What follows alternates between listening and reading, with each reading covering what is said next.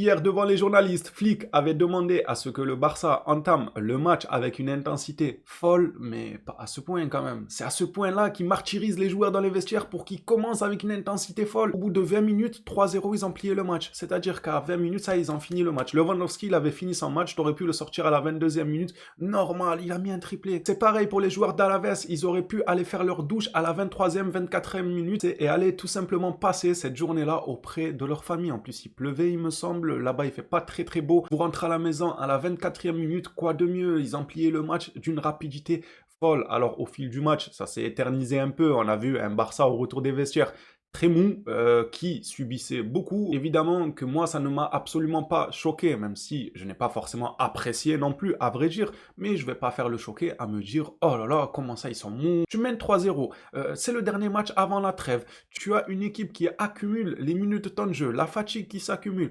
tranquille, il lève un peu le pied, il subisse un peu, et vous avez vu de quelle manière le FC Barcelone a subi. On parle pas là d'actions dangereuses de la part d'Alaves où ça a pu faire but, bon, quelquefois ça arrivait quand même pour ne pas mentir, mais la plupart du temps c'était hors-jeu. Les joueurs d'Alaves, ils sont venus pour jouer un match de football, au final, à chacune de leurs actions, on leur a dit vous êtes hors-jeu, limite dites-leur d'arrêter le match et d'aller hors du terrain, ça sert à quoi de jouer? Ça sert à quoi d'enfiler les crampons, de rentrer sur un stade de foot pour que à chaque action on te dit t'es hors-jeu, mais du coup ils ne jouent pas. Sincèrement, ils n'ont pas joué, les joueurs d'Alaves, les gars. Il y a eu 45 000 hors-jeu durant le match. Quelle prise de risque de la part de Flick avec cet alignement défensif. Je suis choqué par sa manière de jouer qu'on connaissait déjà dans le temps, mais de la voir se reproduire avec ce Barça-là. Et quel plaisir pour les yeux. Revoir Lewandowski renaître comme ça de ses cendres, te claquer un triplé et continuer d'avoir envie d'aller chercher le 4e but. Il ne s'est pas éteint après le triplé. Son match a été très bon selon moi dans le décrochage, dans l'ouverture de jeu et dans la finition. Ça sert à rien de mettre le point dessus. Dans la finition, il nous a mis un triplé. Cette manière-là de jouer est très risquée, je vous l'accorde. Selon les équipes que tu vas affronter, tu peux avoir plus ou moins du mal, mais c'est un risque qui paye. Je vous apprends rien en vous disant que la meilleure défense, c'est l'attaque. C'est connu, non? La meilleure défense, c'est pas de jouer dans tes 16 mètres et de mettre un bloc bas et de subir. Tu finiras par encaisser quoi que tu fasses, que tu le veuilles ou pas. Mais quand on dit la meilleure défense, c'est l'attaque, c'est-à-dire qu'il faut attaquer ton adversaire. C'est bien beau que certains viennent nous dire oui, mais on prend des risques, on concède des occasions. Alors, comptez les occasions concédées et les occasions provoquées. C'est-à-dire que pour 10 occasions du Barça, on a une occasion concédée. Est-ce que ça vaut pas le coup? Bien sûr que si.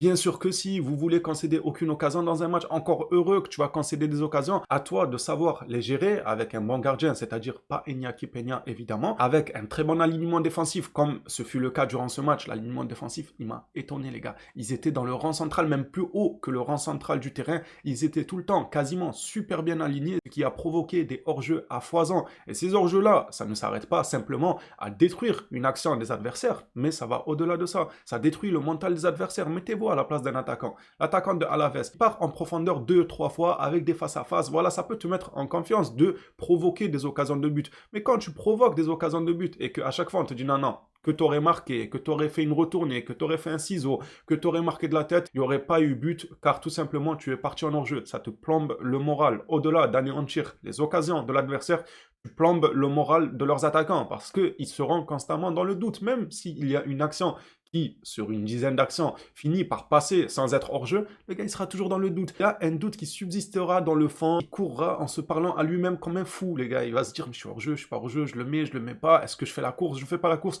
Et rien que ce petit doute-là, ça peut te changer une partie. Je salue le courage d'Hansi Flick, ce qu'il propose, c'est très bon. Maintenant qu'on a parlé un peu du côté défensif, j'aimerais aller du côté de l'attaque et c'est tout aussi étincelant. Le Barça est clinique devant les cages. Le Barça se procure beaucoup d'occasions car, comme je l'ai dit, la meilleure défense, c'est l'attaque. Donc, on joue avec un bloc très haut sur le terrain. Mais ce que je trouve extraordinaire par-dessus tout, c'est les mouvements des joueurs. Retapez-vous le match en slow motion. Je crois que c'est comme ça qu'on dit en anglais. Non, pourquoi j'essaie de faire l'anglais? C'est déjà très bien de parler en français, les gars. Restons sur du français. Retapez-vous la rediffusion au ralenti, les 40 premières minutes du match, on va dire. Regardez à chaque fois que le Barça a le ballon, leurs 2-6, Casado et Eric Garcia, Valencia, regardez les mouvements des attaquants. Ils partent tous les trois en profondeur. Il y a Rafinha qui fait un appel, il y a Lewandowski qui fait un appel, il y a Yamal qui fait un appel. Imaginez-vous être la défense d'Alaves, que tu es un attaquant qui fait un appel dans ton dos. Ça peut être gérable, même si ça reste Lewandowski, il peut être dangereux, mais ça peut être gérable en le prenant en tenaille entre deux défenseurs, ça va être plus compliqué. Mais imaginez là, vous faites face au jeu, vous avez un trident offensif qui excelle depuis le début de cette saison, avec Lewandowski, Rafinha et Lamine Yamal, et vous les voyez, vous foncez dedans. Imaginez le traumatisme psychologique que ça peut te faire. Tu sais plus où donner de la tête. Est-ce que c'est Yamal qui va recevoir le ballon dans sa course? Est-ce que c'est Lewandowski? Est-ce que c'est Rafinha? Rien que le temps de réflexion qu'un défenseur va prendre pour se décider vers quel joueur il va plus se rapprocher pour aider son coéquipier à défendre sur cet accent-là, eh bien ce temps-là, c'est suffisant pour perturber la défense adverse. Moi, ça m'a beaucoup plu et je me disais, Dieu merci que je suis assis sur ma chaise et je suis pas sur le terrain à défendre pour Alaves, parce que voir les trois joueurs-là de foncer dedans, ça doit pas être évident. Concernant les individualités, autant être clair avec vous, le match de Lewandowski, le match de Pedri, bon, c'est vrai qu'il y a eu des moments de flottement, mais rien d'alarmant, les gars. Ça sert à rien de s'alarmer ou s'attarder sur ça. C'est des choses qui vont peaufiner au fil du temps, c'est-à-dire de ne pas se relâcher pendant 20 à 25 minutes, parce que là, c'est Alaves. Ils n'ont rien pu faire durant notre moment de relâchement, à part quelques occasions, un poteau, une barre à gauche, à droite. Ce n'était pas bien grave, tu menais déjà de 3 buts. Face à des équipes comme City ou bien le Real Madrid, tu as un moment de flottement comme ça de 20 minutes où tu oublies tes crampons dans les vestiaires, je pense que tu peux être puni sévèrement. Donc attention quand même à ce que ça ne devienne pas une habitude, ce moment de flottement-là, mais quand tu mènes et tu maîtrises ton match de cette manière-là, tranquille, ça ne m'alarme pas tant que ça. Je disais au niveau des individualités, le match de Lewandowski, Casado, Pedri, Rafinha et Ronaldinho, on va l'appeler Ronaldinho maintenant. Ces quatre-là, et peut-être quelques-uns que j'ai oubliés, il faut montrer leur match dans toutes les écoles de pâtissiers. Les jeunes là, qui sont en formation pour devenir pâtissiers, il faut leur montrer le match de Lewandowski. Vous allez me dire quel rapport avec la pâtisserie, mais ils étaient tellement bons sur le terrain. Les quatre là, Casado, il m'a bluffé. D'où il sort celui-là? D'où il sort ce petit gnome là qui est partout sur les ballons, et quand il a le ballon, il sait en faire bon usage. Il a toujours la bonne passe, le bon dosage, le bon débordement lorsqu'il fait des appels offensifs. J'aime beaucoup le joueur et surtout sa mentalité, parce qu'en début de saison, c'est Bernal qui a été choisi devant lui. Au final, les circonstances ont fait qu'il a pu profiter pour jouer suite à la grosse blessure de Bernal. Bon rétablissement à lui, mais comme on dit, le malheur des uns fait le bonheur des autres. Et le bonheur, aujourd'hui, il est du côté de Casado. Il a saisi l'opportunité à 100%. Il est excellent. J'aime énormément le joueur. C'est vrai qu'il y a une individualité sur le match. On l'a perdu, je pense, pour 2 à 3 semaines, selon les premières estimations. Vous savez que quand on a un blessé à Barcelone, les premières estimations ne sont jamais les bonnes. À chaque fois, c'est 2 semaines. Au final, on nous dit 6 mois. Alors d'habitude, je pousse un coup de gueule sur ça en disant ça sert à rien de nous dire les premières estimations pour après nous annoncer 3 mois d'absence. Là, c'est Ferran Torres. Quel dommage. Bon rétablissement à Ferran Torres. On lui souhaite évidemment de bien se rétablir et de revenir très très vite sur les terrains. En plus sérieusement, Ferran Torres, estimation d'absence à 2 à 3 semaines. Pour ma part, j'espère que c'est une fausse estimation, comme d'habitude du côté du Barça, mais que cette fois-ci, au lieu de nous annoncer 2 à 3 mois, il va nous annoncer 16 ans et demi d'absence. Ça ne nous dérangera absolument pas, le staff médical. On va pas faire un coup de gueule en disant oui, pourquoi vous nous dites 3 semaines, après c'est 16 ans et demi. Absolument aucun souci là. Sérieusement, Ferran Torres, on va pas se réjouir du malheur des autres. Franchement, je suis pas du genre, même si... Voilà, on s'est compris. Je vais pas non plus le pleurer, j'ai envie de vous dire, les gars, Ferran Torres. Il nous rend tellement pas service. Bon rétablissement quand même à lui pour la vie de tous les jours et tout. Ça doit pas être évident. J'ai vu aussi beaucoup de gens s'indigner quant à la succession de titularisation de Ferran Torres. Alors les gars, c'est simple. C'est pas que à l'entraînement il est étincelant, ou que Flick fait du favoritisme, ou que les entraîneurs voient des choses que nous on voit pas. Je pense que derrière tout ça, le Barça veut se débarrasser de Ferran Torres. Cet été, ils voulaient déjà se débarrasser de Ferran Torres. Ils n'ont pas pu parce qu'il n'y avait pas d'offre. Si tu comptes mettre Ferran Torres au placard alors que tu l'as acheté 50 millions, laissez-moi vous dire que c'est une mauvaise idée. De 1, je n'ai pas envie de le voir sur le terrain. De 2, j'ai envie que le Barça s'en débarrasse. Donc il va falloir faire un choix, les frères. Soit on le voit faire quelques apparitions de temps à autre pour essayer de marquer quelques buts et probablement attirer des gens le mercato suivant, soit on se met tous d'accord pour dire allez, on le met au placard, on s'assoit sur 50 millions, on s'assoit sur une probable vente parce qu'il partira soit libre à la fin de son contrat dans quelques saisons, soit pour une dizaine de millions. C'est pas sérieux. Moi, mon choix va vers, surtout quand c'est des équipes comme Alaves et tout, va vers le faire jouer, les gars. Tant qu'à faire, autant le faire jouer et le mercato suivant peut-être avoir la chance qu'il attire les convoitises en ayant mis une dizaine de buts en Liga. C'est faisable quand même. Avec ce Barça là qui est étincelant, Ça va être compliqué quand j'ai mis la barre haute, dizaine de buts. Bon, 2 buts. 2 buts, il va peut-être attirer, je sais pas, Sunderland là-bas en D2, ou je sais pas qui il pourrait attirer, les gars. Il va attirer un club de je ne sais où. Il viendra nous libérer de son emprise. Et ce que je veux dire par là, c'est que mettre sur le banc un joueur qui t'a coûté 50 millions, ce n'est pas la meilleure des solutions, même si il est nul, même si personne ne veut le voir. Moi, le premier, je ne veux plus le voir sur le terrain. Mais si vous voulez qu'il soit vendu, parce que c'est le souhait de tout le monde, vendons-le, vendons-le, vendons-le. Oui, mais à qui? Tu l'achètes, toi? Vas-y, donne les millions, on te donne Ferran Torres, achète-le, vendons-le, je sais pas, fais de lui un homme de maison, il te fait le ménage, il te fait la cuisine, il va balader ton chien. Si tu as l'argent, propose au Barça de l'acheter. Le souci, c'est qu'il n'est pas convoitisé. Et si tu veux qu'il soit convoitisé, c'est obligé de lui donner quelques minutes de temps de jeu en faisant des prières pour qu'il marque au moins un but à gauche, à droite et tout. Pour l'instant, c'est pas le cas. Malgré les minutes de temps de jeu que ce joueur a eu, et il ne marque pas même quand on gagne 15-0. Vous vous rendez compte ou pas? Le club gagne 15-0, le gars, il a 0 occasion de but. C'est fou quand même. Maintenant qu'on a parlé de Ferran Torres, on va clôturer cette grosse parenthèse. J'aimerais parler un tout petit peu, mais vraiment un tout petit peu, parce que j'ai pas envie de tomber dans l'incendie directement vis-à-vis de Fati. Mais ce que je vois, ça ne me fait pas non plus plaisir. Je vais pas dire que Ansu Fati, lors de ses dernières rentrées, m'a bluffé, ses prises de balles ont été exceptionnelles. Non, je vois beaucoup de doutes dans ce joueur, dans ses prises de balles. Je pense que le joueur, mentalement parlant, il n'est pas encore au point. À un moment, là, quand il a pris un ballon, il a fait un rush solitaire dans la surface. Vous savez, l'action, même il a traversé la surface comme ça, là, en courant. Il a éliminé un joueur, 2 joueurs, 3 joueurs, 4 joueurs. Mais quand t'es allé où, comme ça, Ansu Fati? Moi, j'ai cru qu'il allait venir chez moi pour m'éliminer. Je me suis dit, peut-être il va croire je joue avec Alaves, il va rentrer chez moi, il va toquer, il va venir jusqu'à devant mon PC, il va me dribbler, il va continuer à sortir par la fenêtre.